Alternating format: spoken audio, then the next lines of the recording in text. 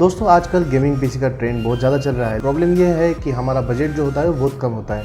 सो कम budget में अगर हमें गेमिंग पीसी बिल्ड करना है तो हमें बड़ा कन्फ्यूजन हो जाता है कि हमें क्या कॉन्फ़िगरेशन लेना चाहिए और कौन से कंपोनेंट्स के साथ में हमें पीसी असेंबल करना चाहिए। दोस्तों सबसे पहले हम बात करने वाले एक असेंबल सिस्टम के बारे में, जिसका आइटम लिस्ट मैंने आपको यहाँ पर दे दिया है, जो कि कस्टमर के रिक्वायरमेंट के हिसाब से हमने असेंबल किया था, जो कि 41,300 रुपीज़ में हमने। दोस्तों लेकिन ऐसा बिल्कुल भी नहीं है कि आप सेम कंपोनेंट यूज़ कीजिए। आपको आपके बजट के हिसाब से और मार्केट प्राइस के अकॉर्डिंगली आपको डिसाइड करना है कि आपको कौन सा कंपोनेंट अच्छा मिल रहा है और सस्ता भी मिल रहा है। दोस्तों आज की वीडियो में बात करने वाला है 12th या फिर 13 जनरेशन असेंबल मशीन के बारे में। तो हमने आज के वीडियो में जो कंसिडर किया है i5 12 जनरेशन और i5 13 जनरेशन के हमने कुछ प्रोसेसर यहाँ पर कंसिडर किए हुए हैं। दोस्तों तो सबसे पहले हम i5 12 जनरेशन के बारे में जानने वाले हैं। इसमें हमने 3 प्रोसेसर जो है वो कंसिडर किए हैं, जो कि i5 12 जनरेशन के अंदर 12400 सीरीज के अंदर आता है। एक आता है विद ग्राफिक्स और एक आता है विदाउट ग्राफिक्स, जो कि F सीरीज में आता है। तो ये जो दोनों प्रोसेसर है दोस्तों, ये हमें 6 कोर वाले प्रोसेसर मिल जाते हैं और अब इसके अंदर हमें परफॉर्मेंस कोर जो है 6 कोर मिल जाते हैं। इफिशियंसी कोर हमें दोनों प्रोसेसर में जो है नहीं मिलते और ये 12 थ्रेड्स हमें इसमें मिल जाता है, जिसका बेस फ्रीक्वेंसी 2.50 गीगाहर्ट्ज़ है और मैक्स फ्रीक्वेंसी 4.40 गीगाहर्ट्ज़ हमें इसमें स्पीड मिल जाता है।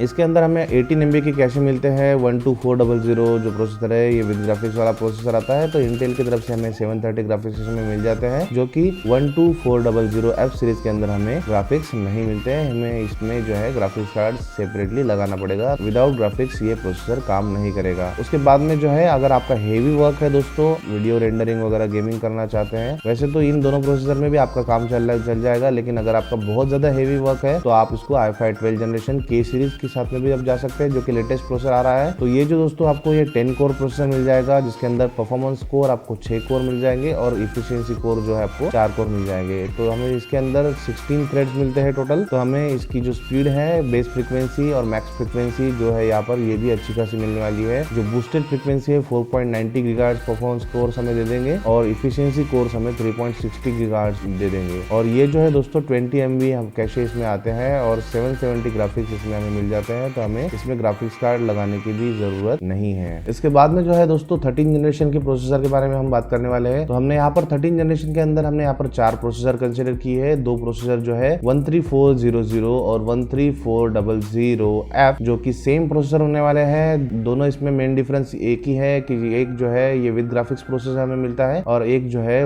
F सीरीज वाला प्रोसेसर, जिसके अंदर हमें ग्राफिक्स कार्ड सेपरेटली लगाना पड़ेगा। इन दोनों प्रोसेसर के अंदर हमें 10 कोर्स मिल जाते हैं, जो कि परफॉर्मेंस कोर 6 कोर मिल जाते हैं और इफिशियंसी कोर 4 कोर हमें मिल जाते हैं। दोनों प्रोसेसर के अंदर हमें 16 थ्रेड्स मिलते हैं और दोनों इसकी बेस फ्रीक्वेंसी मैक्स फ्रीक्वेंसी भी अच्छी खासी हमने यहाँ पर मेंशन की हुई है। और दोनों प्रोसेसर के अंदर हमें 20 MB के कैशे मिलते हैं और प्राइस के अकॉर्डिंगली बात करें तो यहाँ पर 13400F हमें सस्ता मिल जाता है। उसके बाद में जो है हमने यहाँ पर 13500 और 13600 के ये 2 प्रोसेसर कंसिडर किए हैं। इन दोनों प्रोसेसर के अंदर हमें 14 कोर्स मिल जाते हैं, जो कि परफॉर्मेंस कोर 6 कोर मिल जाता है और इफिशियंसी कोर जो है 8 कोर मिल जाते हैं, जो कि 20 थ्रेड्स के साथ में हमें दोनों प्रोसेसर मिलते हैं। सिर्फ यहाँ पर इसकी ऑपरेशनल फ्रीक्वेंसी है, जो कि 13600 के हमें अच्छी खासी निकाल के देता है, जिसकी बेस फ्रीक्वेंसी परफॉर्मेंस कोर की 3.50 गीगाहर्ट्ज़ है और वही बेस फ्रीक्वेंसी 13500 की 2.50 गीगाहर्ट्ज़ है। और तो इसकी फ्रीक्वेंसी ऑब्वियसली दोस्तों थोड़ी हमें 13600 के अंदर हमें ज्यादा मिलने वाली है। तो लेकिन प्राइस के अकॉर्डिंगली बात करें तो यहाँ पर हमें जो है दोनों प्रोसेसर के अंदर 14 कोर्स मिलते हैं और हमें हमारा काम जो है ये अच्छा खासा इसमें चल जाएगा। 13500 के अंदर हमें हमारा काम जो है अच्छा खासा चल जाएगा। तो प्राइस के अकॉर्डिंगली मैं जाऊंगा 13500 के साथ में, जो प्लेन प्रोसेसर आता है, क्योंकि इसके अंदर हमें 730 के ग्राफिक्स भी मिल जाते हैं, तो ग्राफिक्स कार्ड लगाने की कोई जरूरत नहीं है। मदरबोर्ड ऑप्शंस के बारे में बात करें दोस्तों, तो हमें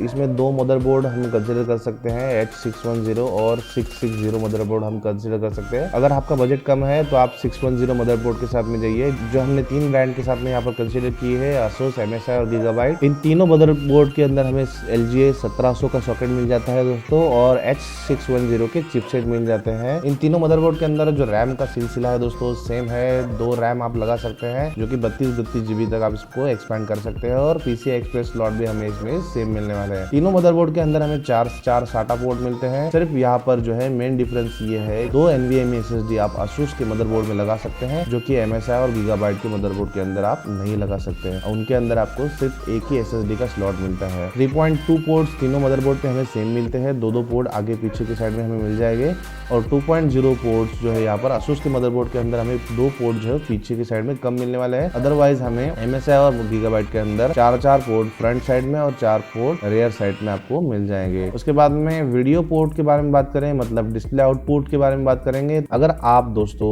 विद ग्राफिक्स वाला प्रोसेसर लगा रहे हैं तो ही आपको ये जो वीडियो पोर्ट का डिफरेंस है ये आपको कंसीडर करना है, क्योंकि अगर आप ग्राफिक्स कार्ड लगा रहे हैं तो इसके अंदर कितने भी पोर्ट हो वो आपके कुछ भी काम में नहीं आने वाले। अगर आप विद ग्राफिक्स वाला प्रोसेसर लगा रहे हो तो ही आपको ये जो पोर्ट है इनका डिफरेंस कंसीडर करना चाहिए। अगर आप विद ग्राफिक्स वाला प्रोसेसर लगा रहे हो तो आपको गीगाबाइट का मदरबोर्ड जो है वो 4 पोर्ट आपको दे देगा, जिसके अंदर आप 4 मॉनिटर लगा सकते हो, और Asus के अंदर आप जो है 3 मॉनिटर एट ए टाइम लगा सकते हो। सो आपको अगर ट्रेडिंग के लिए आप सेटअप ले रहे हैं तो आप इसको गीगाबाइट के साथ में जाइए, क्योंकि इसमें आपको 4 पोर्ट मिल जाएंगे, और आप विद ग्राफिक्स वाला प्रोसेसर लीजिए तो आपको जो 4 मॉनिटर यहाँ पर आप कनेक्ट कर सकते हैं। और Asus और गीगाबाइट के अंदर आपको PS2 के भी पोर्ट मिल जाते हैं। तो मेरे हिसाब से यहाँ पर H610 Asus का जो मदरबोर्ड है ME सीरीज वाला, वो यहाँ पर बजट बाय और अच्छा बाय हो सकता है, क्योंकि मेन जो है चीज इसमें आप 2 SSD लगा सकते हैं। अगर आपको ज्यादा मॉनिटर लगाना है तो आप गीगाबाइट के मदरबोर्ड को कंसीडर कीजिए, लेकिन आपको स्पेशली मैं आपको बता रहा हूँ कि आपको यहाँ पे विद ग्राफिक्स वाला प्रोसेसर लगाना पड़ेगा। दोस्तों अगर आप हेवी ग्राफिक्स कार्ड लगाने वाले हो, या फिर आप अगर रैम जो है 64 GB के ऊपर लगाने वाले हो, या फिर आप हेवी वर्किंग करना चाहते हो, तो ही आप 660 मदरबोर्ड के साथ में जाइए, या फिर उसकी जो ऊपर के वेरिएंट है उसके साथ में आप जाइए, क्योंकि इनमें आप जो है 2 ग्राफिक्स कार्ड लगा सकते हैं, और साथ ही साथ में आप 128 GB तक भी रैम इसमें बढ़ा सकते हैं। और एक अच्छी बात करें तो इसके अंदर आपको VRM सेक्शन पे, SSD सेक्शन पे और PCS सेक्शन पे जो है आपको हीट सिंक मिल जाएगा, तो ये अच्छी कूलिंग आपको प्रोवाइड कर देगा, और आपके जो सारे कंपोनेंट वो ठंडे रहने की वजह से आपको अच्छी खासी परफॉर्मेंस भी निकाल के दे देंगे। रैम के बारे में बात करेंगे दोस्तों, तो हमें स्पेशली आपको एक चीज के ऊपर ध्यान देना है कि आपको 3200 मेगाहर्ट्ज का रैम इसमें लगाना है। अगर आप रेगुलर रैम लगाते हो तो भी चलेगा, अगर आप हीटसिंक वाला रैम लगाते हो तो बहुत ही अच्छा हो जाएगा, क्योंकि आपको हीटसिंक वाला रैम जो है वो अच्छी खासी स्पीड निकाल के दे देगा। 200-300 रुपए का ही आपको इसमें डिफरेंस मिलने वाला है। और अगर आप लास्ट में आते हैं SSD के बारे में, तो SSD के बारे में दोस्तों प्राइस बहुत ऊपर नीचे होते हैं, तो यहाँ पर मैं आपको सजेस्ट करूंगा कि आप अच्छे खासे ब्रांड के साथ में जाइए और Gen 4 वाला SSD लगाइए, तो जो कि आपको 5000 MB के ऊपर का स्पीड देगा। जो ऑफर चल रहा है उस टाइम आपको चेक करना है कि जनरेशन 4 वाला जो SSD है आपको कौन सा सस्ता पड़ने वाला है और कौन सा अच्छे ब्रांड के साथ आपको मिलने वाला है, क्योंकि इसमें कई बार प्राइसेस जो है ऊपर नीचे होते हैं। लेकिन आपको वेल नोन ब्रांड के साथ में जाइए, चाहे आप क्रूशियल के साथ में जाइए, चाहे आप WD के साथ में जाइए, चाहे एविडाटा के साथ में जाइए, सैमसंग के साथ में जाइए, HP के साथ में जाइए, लेकिन Gen 4 का आपको इसमें SSD लगाना है। अगर आपका बजट कम है तो आप इसके अंदर 2 SSD कंसीडर कर सकते हैं। एक है EVM का जो कि Gen 3 का SSD है,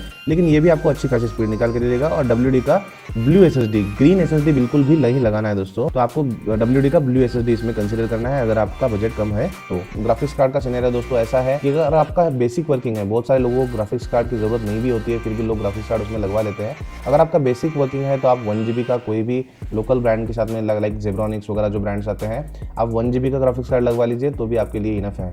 लेकिन अगर आपका हेवी वर्किंग है तो आप थोड़ा ऊपर अच्छा खासा परचेस करना चाहते हैं तो 2 GB का Asus का ग्राफिक्स कार्ड ले लीजिए DDR3 के अंदर, जो कि अच्छा खासा आपको परफॉर्मेंस निकाल के दे देगा। अगर आप हेवी गेमिंग कर रहे हो, वीडियो एडिटिंग कर रहे हो, तो ही आपको हेवी ग्राफिक्स कार्ड की जरूरत पड़ने वाली है। तो जो ग्राफिक्स कार्ड सस्ता आपको पड़ रहा है और अच्छा आपको विद अच्छे ब्रांड के साथ में आपको मिल रहा है अकॉर्डिंग टू प्राइस, आप उस टाइम चेक कर लीजिए और आप उसमें बाय कर लीजिए। आपको ग्राफिक्स कार्ड की लिंक जो है मैं आपको डिस्क्रिप्शन में दे दूंगा। जो 2-4 ग्राफिक्स कार्ड जो है जो कि सजेस्टेड है वो उनकी लिंक मैं आपको डिस्क्रिप्शन में दे दूंगा। दोस्तों लास्ट में आता है कंक्लूजन के ऊपर। तो यहाँ पर i5 12 जनरेशन के अंदर मैंने ये कुछ कंपोनेंट यहाँ पर लिस्ट किए जो कि हमने यहाँ पे कंसीडर किए गए। यहाँ पर दोस्तों मैंने 12400 F सीरीज का प्रोसेसर कंसीडर किया है, Asus का मदरबोर्ड, 1 TB का WD NVMe SSD कंसीडर किया है, और 8 GB का 3200 मेगाहर्ट्ज का हीट सिंक वाला रैम मैंने यहाँ पर कंसीडर किया है।